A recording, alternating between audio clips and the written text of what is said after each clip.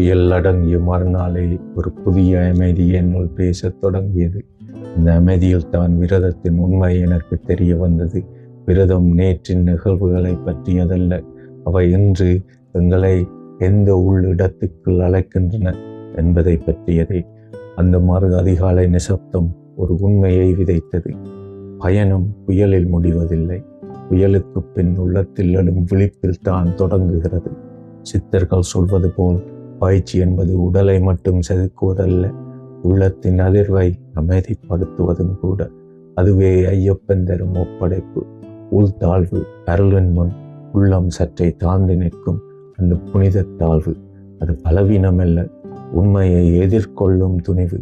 அதனால் தான் மண்டல காலம் உடலில் தொடங்கி ஆன்மாவில் முடிகிறது. அன்றைய புயல் என்னுள் ஒரு கதவை திறந்தது.